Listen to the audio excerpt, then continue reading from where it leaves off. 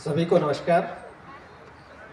धन्यवाद रेणु हुसैन जी जिन्होंने मुझे अभी यहाँ आमंत्रित करते हुए कम से कम मेरा नाम सही लिया।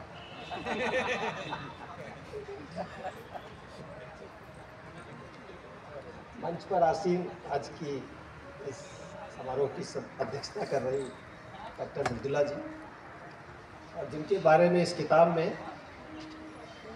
लक्ष्मी शंकर वाजपेयी सर ने लिखा है कि डॉक्टर मृदुला टंडन जी जो बरसों से संग्रह के लिए टोकती रहती है, ये आभार है इस किताब में। तो उनका यहाँ अध्यक्षीय मंच पर होना ये बनता है, और बहुत बहुत धन्यवाद मैडम कि आपने टोका, क्योंकि ये किताब जो है ये सर की किताब नहीं है, ये शायद हम सब की किताब है, एक पीढ़ी की किताब है, हमारी गज़ल की किताब है जो सदियों सदियों तक हिंदी गज़ल के लिए जानी जाएगी और उसको एक दिशा देती रहेगी।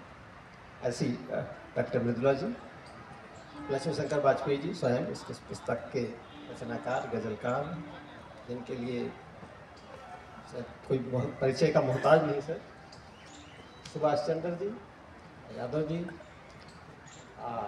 अशोक जी, जिन्होंने इस पुस्तक को मूर्त रूप देने का काम किया है, प्रकाशन के मालिक जिनको आप सुन चुके हैं।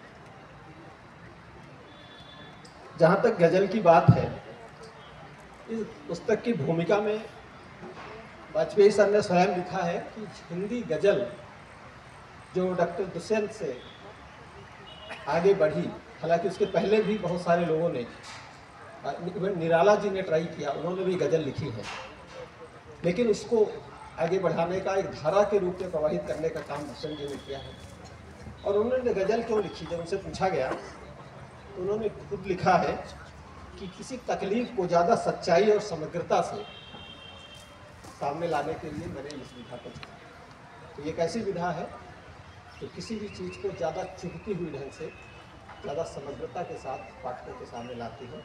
और यह पुस्तक हिंदी गज़ल की जो विधा है उसमें एक मील का पत्थर होगी, क्योंकि दुष्यंत जी ने यह भी कहा कि अगर गज़ल की शुरुआत में हम जब सब गज़ल पढ़ते हैं, जानते हैं, तो फिराज गोरखपुरी का नाम आता है, या दूसरे जो गज़लकार हैं, उन्होंने ये कहा कि अगर व्यक्तिगत जो व्यथा है उसको गज़ल प्रस्तुत कर सकती है, तो जो सामाजिक व्यथाएं हैं, सामाजिक चिंताएं हैं, विकृतियाँ हैं, उनको क्यों नहीं गज़ल कर सकती। ये प्रयास दुष्यंत जी ने किया था।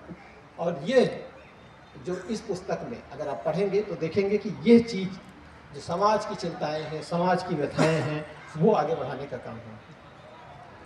मैं इसके पहले की पुस्तक के बारे में कुछ कहूँ, मैं सर के बारे में कहना चाहता हूँ कि लक्ष्मी शंकर वाजपेयी जी इस समय के साहित्यकार, ये हम लोगों का सौभाग्य है कि ऐसे साहित्यकार हमारे बीच में हैं जो लिखते हैं, जो शास्त्रीय परंपरा का निर्वहन करते हैं और हजारों लाखों कवियों को, साहित्यकारों को प्रोत्साहित करते हैं। मैं परसों का एक वाकया सुनाता हूँ। बहुत सारे लोग थे उसमें, ममता जी भी थी, हम यही अद्वित प्रकाशन के सामने खड़े थे। शाम का 7 बजे के आसपास था। यहाँ एक कवि सम्मेलन चल रहा था, एक कवि सम्मेलन खत्म हुआ था, दूसरा शुरू हुआ और हम वहाँ खड़े हो गए। लक्ष्मी शंकर वाजपेयी सर वहाँ थे, और आपको आश्चर्य होगा कि यहाँ से एक नवयुवक कवि अपनी कविता पढ़ रहा था। वहाँ 5-7 लोग थे, सुभाष चंद्र सर थे, सभी लोग थे, और सब बातों में मशगूल थे।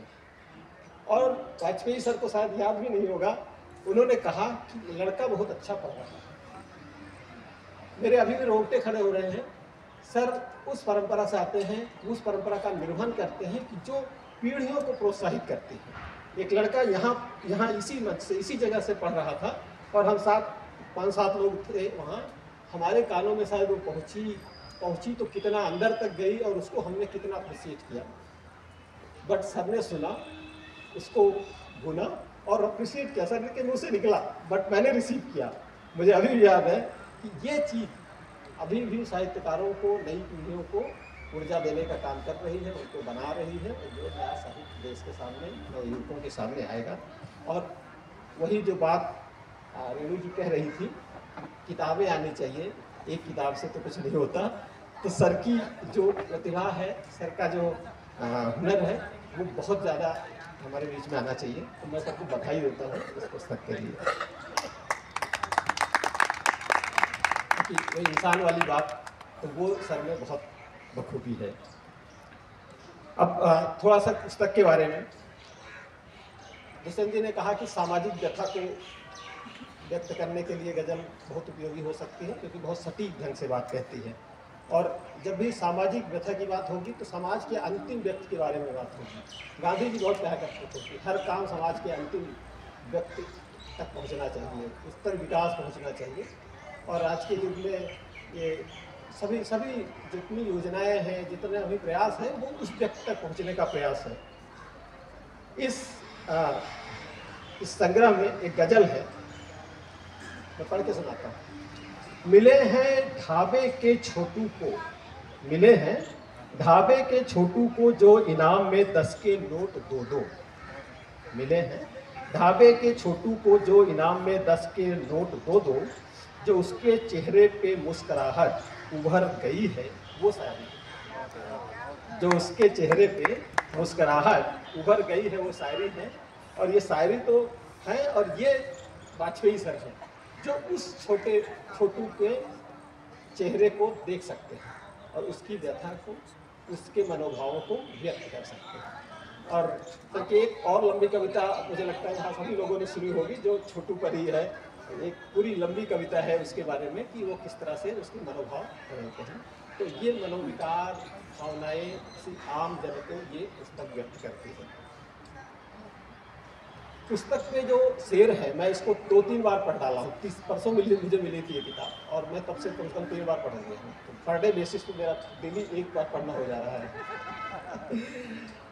किताब के शेर, जैसे जो हिंदी गज़ल के बहुत सारे शेर हमारे जुबान पे हैं और हम उनको अपने आम जीवन में गुनगुनाते रहते हैं या उनका ख्याल आता रहता है हमें।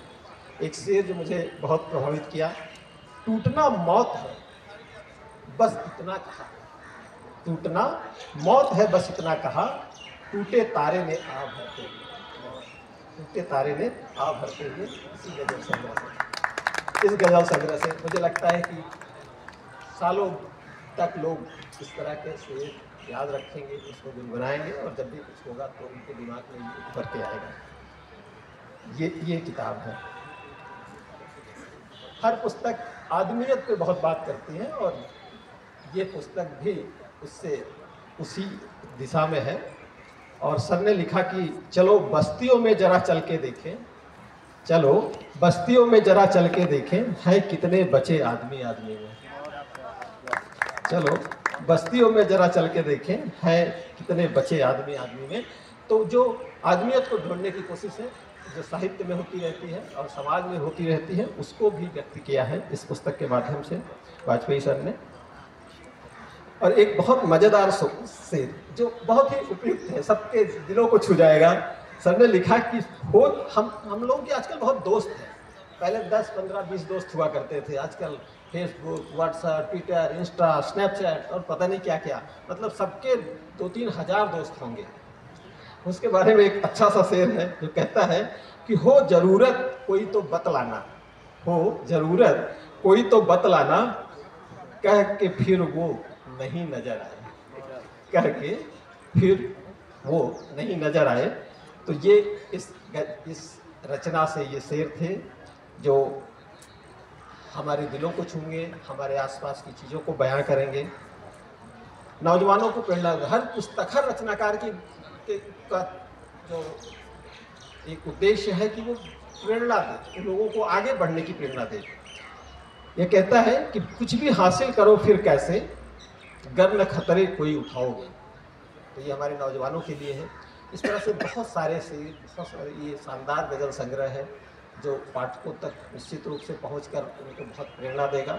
ये हिंदी साहित्य की अनुपम धरोहर है। मैं पुनः सर को बहुत बहुत धन्यवाद देता हूं, और इस अवसर पर मुझे आमंत्रित करने के लिए मैं बहुत धन्यवाद देता हूं। मैं आद्वीप प्रकाशन का धन्यवाद देता हूं कि सर की पुस्तक को मूर्त रूप दे दिया उन्होंने। आप सबका यहाँ आने के लिए बहुत बहुत धन्यवाद।